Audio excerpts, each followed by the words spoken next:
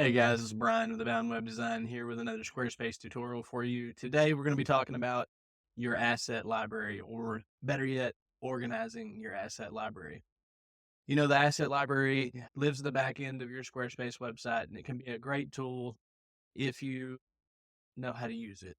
It's also one of those things that if you don't know how to use it or you don't pay attention to it, it can really get cluttered up on you fast and can cause problems on your website. And so I'm going to show you today some tips on keeping it organized and making sure that you don't have duplicate files and those types of things. So let's head on over to my screen and we'll get right into it. Okay, so we're here on my wife's website for her publishing company, and we're going to use it for this tutorial because she just recently published a new book. And so we've got some files that we need to put away in her asset library, get them organized. And so that it's great for an example here. Before we get into that, though, I wanted to talk to you about what types of files you can actually store in your asset library, though. So you can only store images or videos. So any document files like a Word file or a PDF or something like that, they're not going to be able to be stored in the asset library. So image files, you've got JPEGs, JPG files, PNG files, or GIF files up to 20 megabytes. And then with video, you have up to 30 minutes of storage for video, and you can actually upload MP4s, M4V files, and MOV files. But when you upload them, Squarespace will convert everything over to an M4, and then all video is going to be displayed at either 1080p or 360p. So wanted to get that out of the way so that you knew that before we got into this. But let's jump into her asset library here, and you'll see right off the bat we've got.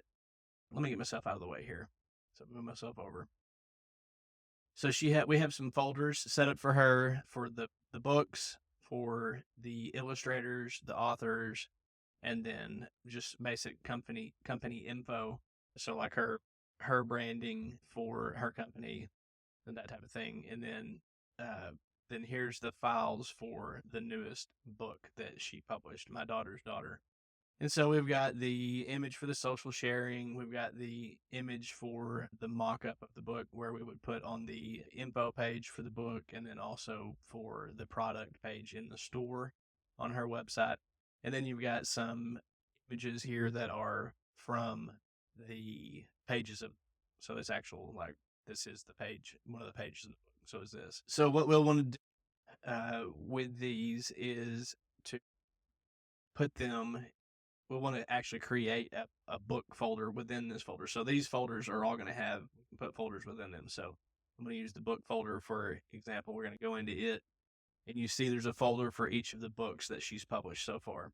But there is not one for My Daughter's Daughter. So all you have to do is up here in the top right, you have add folder and upload.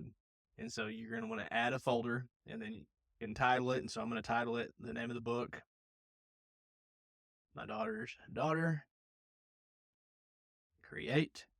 And then now we can go back out to all files here. So we can go here, back out to all files, and then you can select each of these files and then make sure that they all have a check in the box there. And then you're going to push the folder, click the folder button down here, and you see it pops up, move to. So we want to move it to inside the books folder, the My Daughter's Daughter folder.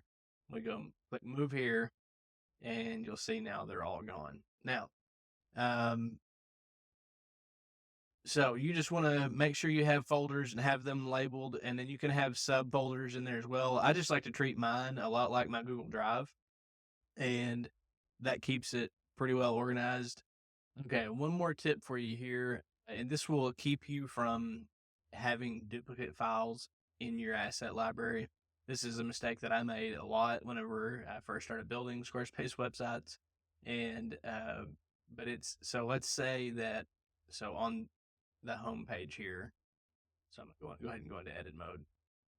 But on the homepage here, this is in the newest book, and so we have the image file for the mock-up here, and we've got the information over here. But let's say that somewhere else on the website, so let's say that I wanted to make another page, a landing page for it or something like that. And so a blank page, and I would say my daughter's daughter sales page. Okay. And so we'll go edit here. We'll add a section. We'll just do a blank section for demonstration purposes here. But let's say I wanted to add that mock-up again. So I go add block, I go image, and then I go plus here. If I was to go upload file and then go into my external hard drive here where I have these files at, and I was to go grab this cover mock-up again and upload it. All right, so let's save that, exit, and then let's go back to the asset library. You'll see that it populates right here. And so we have that there, but then you remember we put this in the folder for that. And so we have another copy of it here. So now we've got duplicate files. And so then whenever you put that on a spot here, and then you go back later, you're not going to know which one of these, which file this image actually is, whether it be the one that's in the folder for the books or if it's the one that's just in the asset library. So you want to make sure that after you put a file in your asset library, that whenever you're adding it to another spot on your website, and you go add block, you choose the image block, and you add it, you're going to want to make sure that you always select from library. And then you go into your folders where you had it, and you select that file and add. And that way you don't end up with tons of copies of the same file in your asset library. You just have the one, and it's going to be a whole lot easier to organize that way. So that's all the tips on the asset library I have for you today. I hope you found that helpful. If you did, please leave a like and subscribe for more Squarespace tutorials like this one. And if you'd like me to build your Squarespace website for you, find my contact information in the description below.